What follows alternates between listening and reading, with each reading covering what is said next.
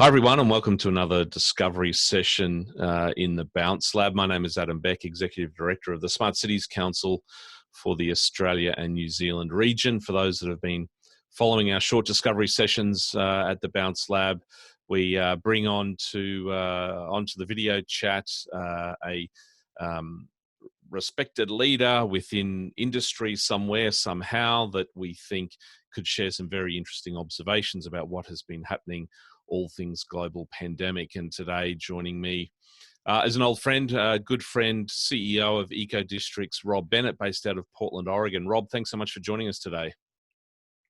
Good to be here. Thanks, Adam. So can we start, Rob, with a bit of a bio? Who are you and what do you do?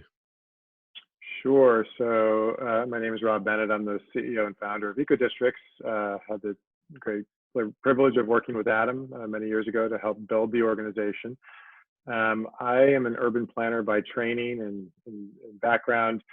I've been working for about 25 years at the intersection of urban sustainability, green building, district scale sustainable development, and community development. And I founded the organization in 2013, having come out of a 4-year mayoral think tank here in Portland, Oregon, where I'm based out of and lived here for the last 28 years, where in that work, working locally, we were really interested in looking at the intersection of neighborhood or district scale development, integrating social and racial equity, resilience, climate protection, and green building.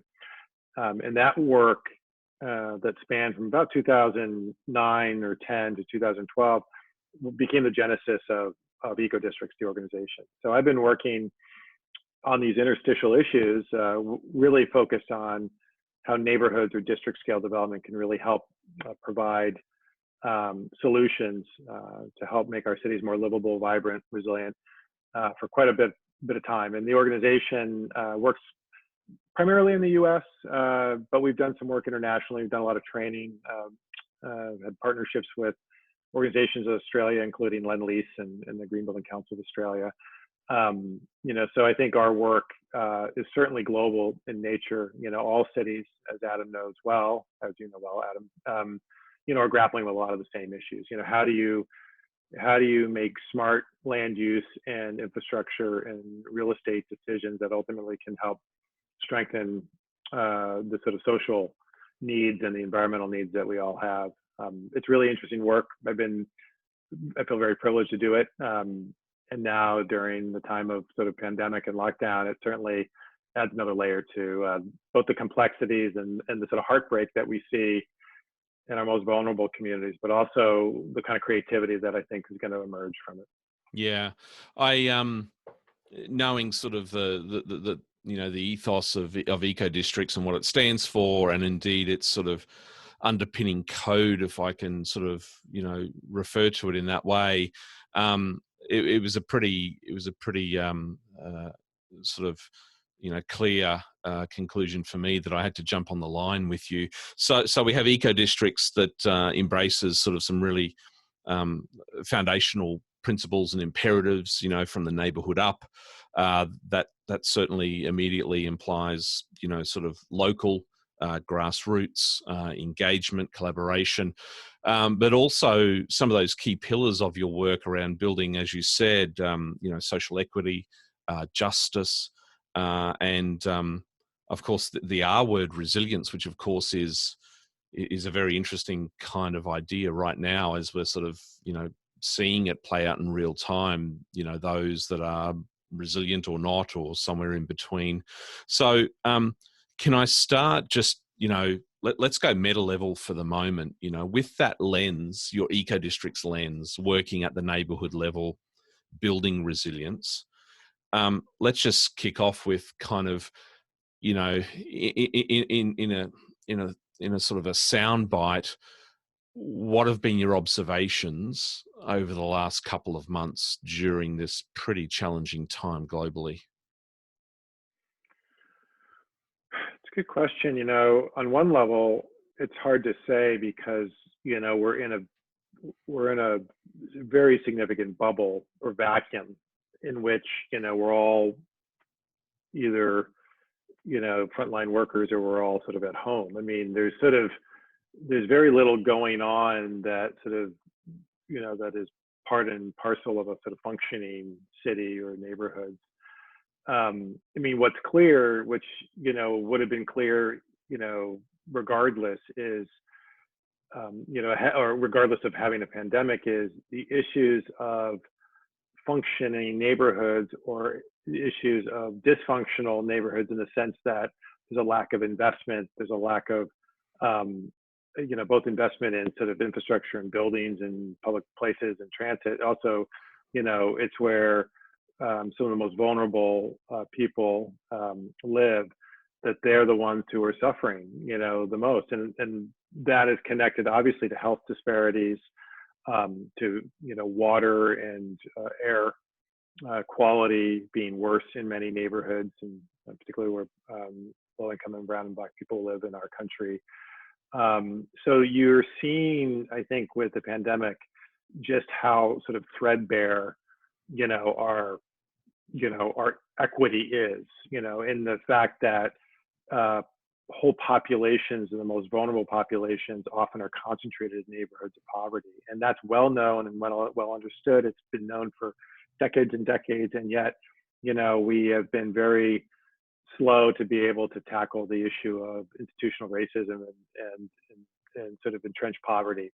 And so this is just, highlighting just how sort of dire it is for those who don't have the resources, those who are living in more vulnerable communities, those who have to go to jobs that are more dangerous currently, those who don't have transportation options and our buses and our trains aren't working, those who are living paycheck to paycheck. So I think we are just seeing, and particularly in the U.S., just how, how our sort of cities are organized and our governance is organized and our economics is organized, and how sort of devastating it is to many, many people. So I think that kind of heartbreak, that we're seeing, the kind of haves and have-nots, those of us who are, in stable homes and in, neighborhoods that aren't COVID hotspots, are living a very different living a very different experience than a lot of people who are living in a very fraught environment, which the pandemic has made worse. Yeah. It can get depressing. There's no doubt about that. I'm going to try and flip us into a little bit of optimism early on in this conversation. Sorry, No, that's all good. So, yeah. Bounce Lab is the idea is how can we shape the economic recovery, right? So Right. we're trying to go glass half full. We are going to come out with this, and more than anything, it's taught us a few things, and we think that some things need to change. So let me give you a hypothetical. Let's work with this one. The mayor or some national entity brings a group of representative stakeholders together. Rob Bennett gets the call from EcoDistricts, join us to think about sort of the economic recovery of our cities, our neighbourhoods, our nation. What do you go into that conversation with in terms of key priorities? In your mind, where are some quick wins from a recovery perspective that allow you to sort of really embrace those sort of core pillars of the EcoDistricts ethos? What would you be taking into a meeting and conversation like that for a rebuild and recovery? Right. Yeah. Well, first I would say, and appreciate the sort of moving towards solutions. I would say that, the work that we've been doing for years is focused on the power of kind of community-led efforts, and to leverage investments at the neighborhood level to be able to stack up and provide, and to sort of encourage the kind of policies and the kind of investments that are made at the more city or metropolitan level. So, we talk about from the neighborhood up, we talk about sort of neighborhood 2.0, but what do we mean by that? We mean you start to organize at the local level around issues of health, around issues of resilience, around ecological design, and economic development. So the ability for all of us as we think about the future is to recognize that the sort of neighborhood or the district scale is an important place of organization. It's an important place of action. You can organize people to do all kinds of things. You can support your local businesses on the high streets. You can organize people to get groceries for vulnerable people. You can start to identify the network of people needed, when stresses and shocks, as we talk about in resiliency, come like this. And we're better equipped to, use our natural capital and our human capital in service when systems are fraught or systems are broken temporarily. So I think there's going to need, as part of the solution set going forward around, kind of recovery, to make sure that we are focused on the scales and that we understand the opportunity for people to organize and have real things to do at the neighborhood scale, at the city scale and the regional scale. There's just a lot of untapped knowledge, resources, and capacity that we haven't, frankly, taken advantage of. If you think about how neighborhood development sort of happens professionally, it's often about reviewing, land use or, weighing in on a building in your neighborhood or on a new transit line. It's rarely about the sort of things that we need to do day to day. How do we sort of survive? How do we support local business? How do we make sure that there's places to walk and parks to go to that are really functionally about our quality of life? So I think I start there. I think the solution sets, if I'm invited in, is to, one, say we've got to organize at all scales, including neighborhoods. We need to have neighborhood action on these key issues. And I think the EcoDistricts protocol is a really easy framework to grapple with that. I've talked to many towns and professionals are really looking at it with a fresh set of eyes, recognizing it's a way to organize that allows local businesses and institutions and schools and others to come together and take collective action at a scale that they work at. And it provides a way to understand what municipal leaders or business leaders who are working at a different scale need and can do to support them. So for instance, hospitals and public health officials who are trying to understand how to do testing and to what extent those are drive-through or neighborhood test centers, to the extent you can get PPE in the neighborhoods, to get tests in the neighborhoods. Ultimately, I think how do you do tracing, and to the extent that tracing helps us identify hotspots. All of that, could benefit from, making sure we're not just thinking of this as a public health agenda for the state or for the county that I live in, but also for the neighborhoods. We just went to receiving data from our health officials here in the state of Oregon at the zip code level for COVID, not exposure, but for those who actually have the coronavirus. Wow. So that's really interesting. Now we know in my zip code, the percentage of COVID patients per 10,000. We know, where the hotspots are. And that allows for, that data that can be actionable. And I think that kind of scaling is going to be important. Yeah. Can I get us both to put our nerdy planner hats on for a moment? I want to talk planning. There's been some interesting comments and questions and observations being flown around out there in the Twitter sphere. There's been, questions about density, and we're all going to flock to the suburbs and outer areas now. And so there's sort of been density sort of comments. There's been comments and opportunities starting to emerge around bike lanes and infrastructure, temporary bike lanes, and the transition sort of back as we sort of start to fill up the office buildings again. So a whole range of planning related issues going on. I wanted to get you to share a little bit of Portland sort of planning history for us. Going through planning school in Australia, of course, Portland, Oregon was one of those leaders, smart growth, compact growth. You guys technically invented the idea of the 20-minute neighborhood, where you can kind of walk around and, everything's within 20 minutes. Australia's best attempt at that is the 30-minute city, which means that you can drive to anything within 30 minutes. So I feel that there's really been some sort of, if I can use the terminology, this bastardization of the original Portland 20-minute neighborhood. As a planner, go back now and talk to me about how, for Portland as a city, how that that sort of fundamental growth of the city in a way that sort of meets those core smart growth values. You've got an urban growth boundary, concentrated development, good transit, walkable neighborhoods. You've kind of like you open up the book in terms of, planning 101, smart growth, and there it is, it's Portland. Has any of that made the city and your neighborhoods more resilient given what we're going through at the moment? Can you draw any connection for me between sort of planning and neighborhood planning and sort of resilience in the current situation?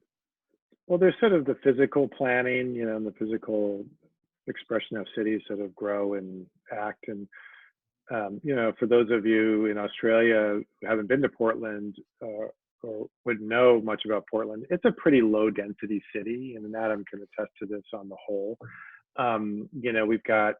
We've done some very smart planning over the last 20 plus years around urban growth and around concentrating our transit, particularly our transit, through kind of high density corridors, both sort of business corridors, but also sort of Main Street corridors. So there's a real logic to our growth.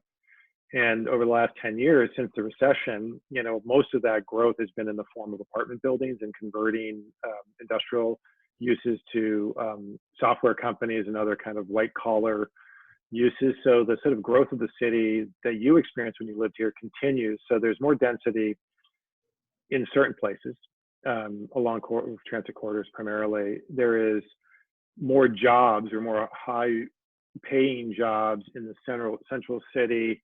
That's also diminished the industrial base to a certain extent, at least the industrial base. So there's a lot of shifting going on, like a lot of cities.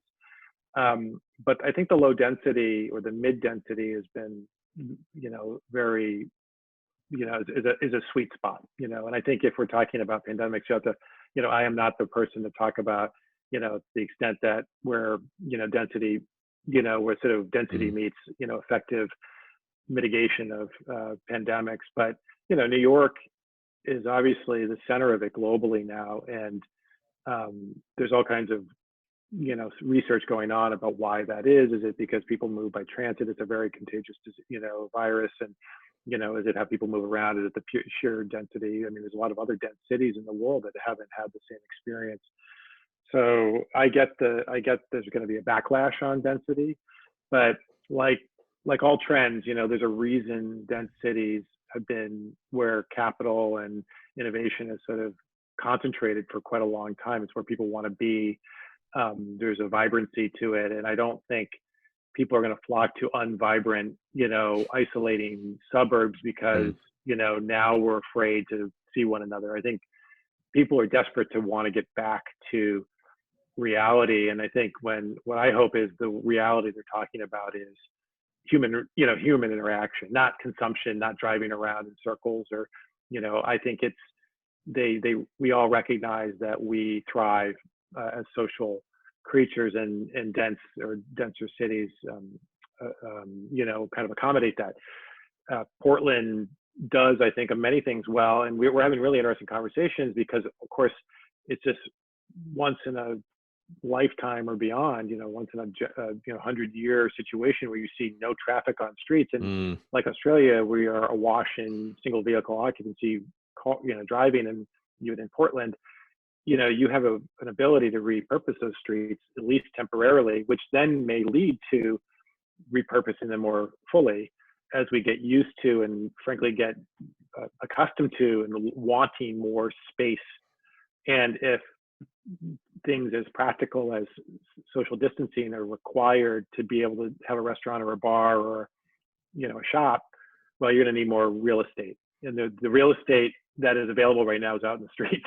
Yeah. And so there's some really interesting, I'm sure you've been geeking out on this, initiatives all over the world about how to reclaim public space to do commerce like restaurants and bars and shops, because It's a time when, the space is available, and we're desperate to get business back on track, and we need to do it safely. So here in Portland, the Department of Transportation just put out guidance where they're going to be doing temporary bike lanes, like you say. They're going to extend high street sidewalks out into the streets to allow for more queuing, more passage, giving people distance to get around one another. They're also talking about the greenways, which are our streets that are, promoted primarily for biking and walking, but have a lot of cars on them still, to make those totally pedestrian and bike exclusive for a time being. And then moving even more aggressively in certain neighborhoods, certain business districts, to allow businesses to spill out fully onto the streets. So kind of like parklets did 10 years ago, Mm-hmm. in reimagining that you could take some sidewalk and not make Mm-hmm. it parking. And people really like that. Business really like that. I think there's going to be this really interesting pedestrianation, if you will, and this local business opportunity to really get to know your businesses locally. And then Mm-hmm. if we can use some of this public realm to do it in a way that's safe and more social.